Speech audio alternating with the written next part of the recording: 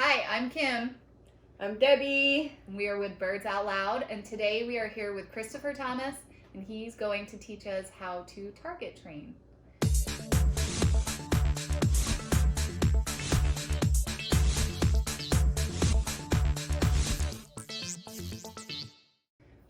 Why are we target training?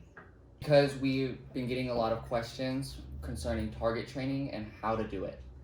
So what about target training? Explain to us what it even means about target training. Because personally, I think of target training and it's all about guns. So I'm not sure if this fits in there. Target training it's just a basic trick that you can use for hands-off approaches to birds or transitions into more tricks. Okay. And how did you get started in doing it? I started with Othello when I first brought him home because I wanted to teach him how to do a turnaround trick. Who's Othello? This one. Yeah. My blue and gold. How old is Othello? Othello is 16 months. Okay. And you got him when? 6 months, about 6 or 7 months ago. Mm-hmm. Okay. And he, I started target training him because I wanted him to do a lot of tricks. So I wanted to start off with just basic target training, and then you can transition target training into rolling over, turning around, going upside down, even use it for beginning of flight training, and a lot of things. Okay. So how did you start it? Inside the cage. So you want to, if you don't trust the bird, if you don't know the bird, you usually want to start inside the cage. Just going on one side to the other to introduce it. And once they get the hang of it, you can start going onto the top of the cage, to the bottom of the cage, all around the cage. And then once they understand to follow the target, you can get them onto a perch, back inside the cage, off your shoulder, onto someone else. Really, it's a very versatile and pretty useful trick to know. Let's lay out what everyone needs to start target training. So you need a bird that you're wanting to target train. You can't have my nail polish. You'll want a clicker. I guess I won't click it because then everyone's gonna expect treats in here. And a target. A chopstick. Like a chopstick. Anything. Mm-hmm. Anything with a point. Okay. And treats. Yes. So I started learning about target training about 10 minutes ago. So from what I gather is to just barely begin. Mm-hmm. I get the bird to touch the tip of the stick or even allow me to touch him with the stick. And when he does, I click the clicker, and today we'll be using millet, and then I give him a bite of millet. Yeah. And we are going to give it a go with Chicken here, our beautiful model. Well, can you just touch on, so you did Othello, and he was already a hand-fed baby. There was no problem there. Was. Mm-hmm. But then I got Ziggy. I used it when I first got Ziggy. Things were a little different. Yeah, things were really different. He was already 13 or 14 months old. He didn't really know me. So I started inside the cage, just introducing the target, sticking it through the bars. Once he touched it, you click and reward. And then you do that a few times, and then eventually the macaws, they pick up pretty quickly on what to do. So eventually I was able to, within, I don't know, probably like 3 days, I was able to get him to go to the top of the cage, to the bottom of the cage. And then I was able to open up his door and let him out on the top of the cage, let him be out of his cage. But without actually interacting with him, I was able to target him back into the cage, onto a perch, anything like that, without the risk of getting bit or risk of stressing him out. Mm-hmm. That could be a total game changer for a lot of people. with, We're fearful. yeah. Mm-hmm. You might recognize Ziggy from our microchipping video. He's doing his honks too. Yep. Hi, Zig. A little quieter this time. Mm-hmm.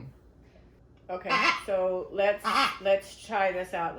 This is gonna be in real time trying this out Yes. on Chicken. chicken. All right. So this is Chicken. He's just turned 2 years old. He's an emerald cockatiel. We picked him before he was weaned, and we would go visit him every day at the store. And took him home as soon as he was weaned, and he's our little diva. And he's sweet and tame. We just want to We want to try training him, different tricks and stuff.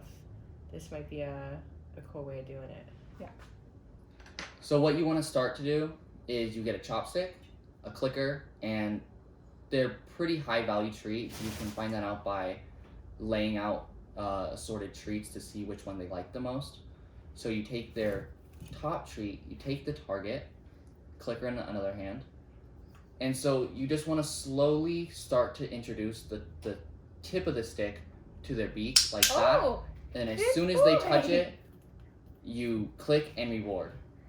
Okay, And he made that look really easy, but we started this But that was like literally the fourth try. right. mhm. And so our first try, seconds before we started rolling, he wanted nothing to do with that stick. Mhm. And so what happens when he wasn't scared of the stick, but he wasn't going to touch it himself? If he doesn't touch it, you slowly start to move it towards their beak, and if they don't move or anything like that, you continue to move it, and then you slightly touch their beak, and then you click and reward.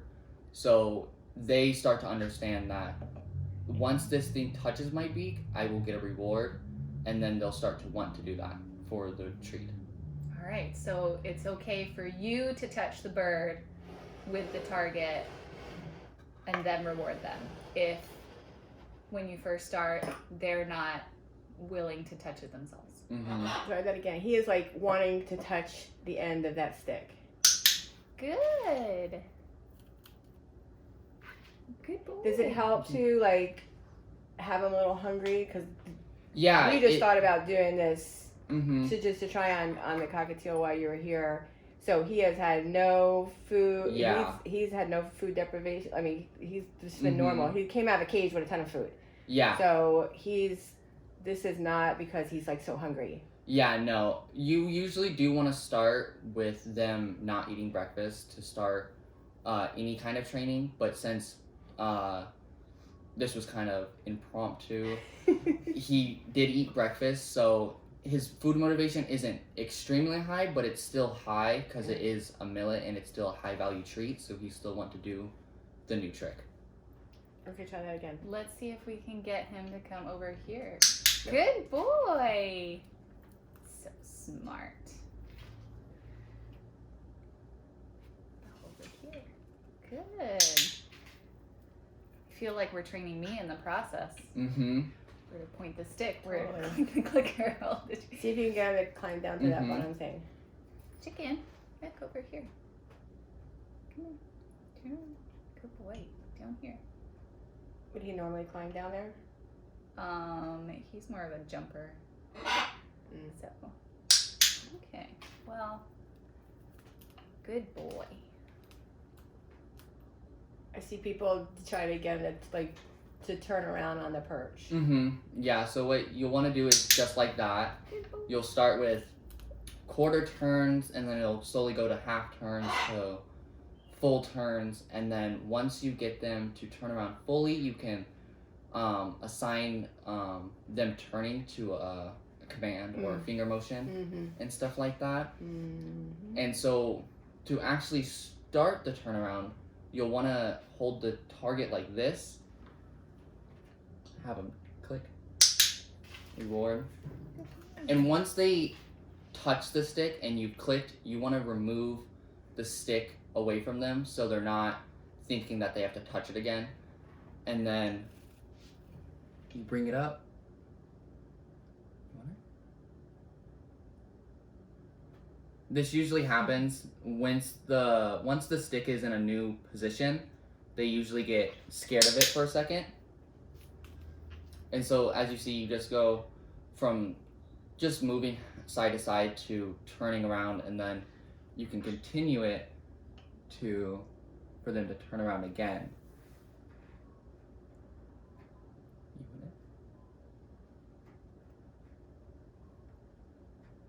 Get it. So it's not so in his face anymore. We could, yeah. Mhm. So because he's got to Good boy. get over to it, which is going to require Uh-huh. some movement to get him around. Okay. Yeah.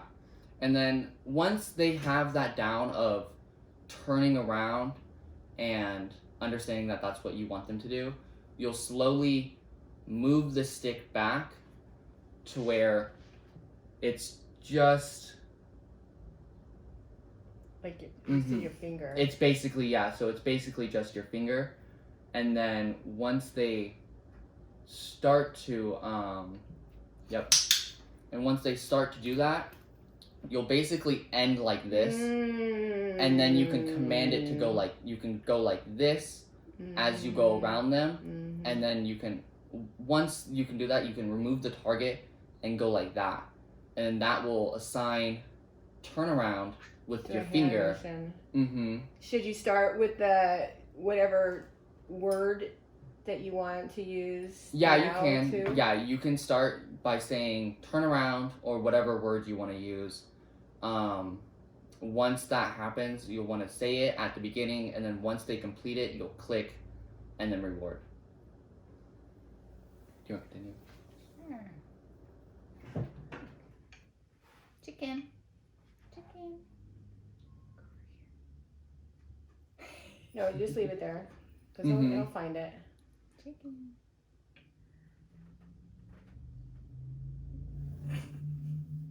It's okay.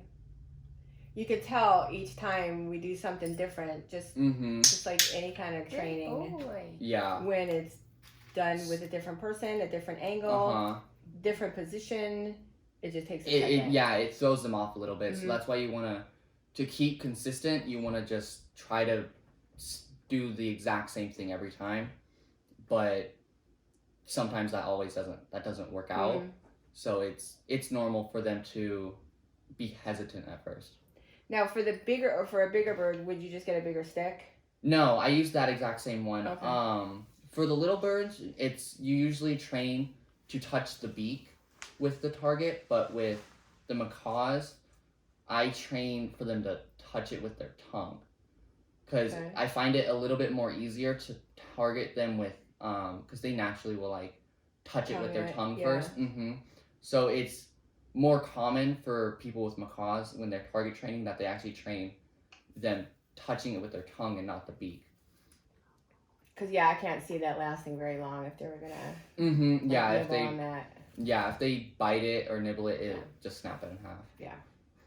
When we taught our African gray his colors, we went through many colored popsicle sticks because he would pick the color we asked and then he was gonna rip it apart before he'd give it back to us.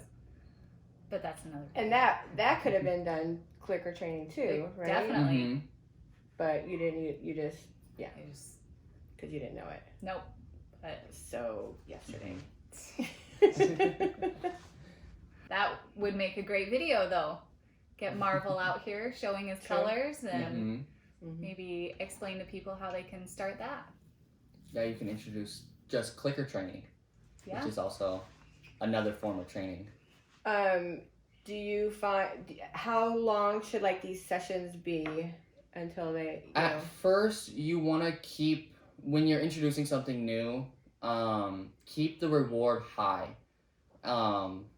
For my macaws, I give them a whole grape, and that, since it's like a whole grape, it's a large amount of food, it will keep the training session low. It'll fill them up quickly. Yeah. And so the training session will be short, which usually want to do that because you always want to end on a very positive note. You want them to, if they ever remember it, that they're like, oh yeah, I got a very big reward for this. I want to do this. So once once you do a few sessions of the large reward, just short, quick sessions, maybe 20 minutes, maybe 10. It all depends on your bird. You'll slowly start to reduce like very small amounts of how big the treat that you get them, so they don't really notice that you're reducing the treat to where whatever size you feel comfortable with. And the smaller the treat, the longer the training session is. So you can instead of a whole grape, you can give just half a grape, and then after half the grape, cut it in half, and then another quarter. And so after that, they'll still want to do the trick because they're getting that high reward, but less of it, so you can continue to perfect that trick. Got it. Touching on that whole reward thing, this would be considered positive reinforcement. We're asking him to do a behavior, and then we're giving him something good because he's doing something that we want him to. So a good reminder for positive or negative reinforcement is positive, you are giving them something, whereas negative reinforcement would be taking something away from him because he's doing something we don't want him to do. And we don't want to reinforce. Right. So you want to keep going. Come over here. Chicken.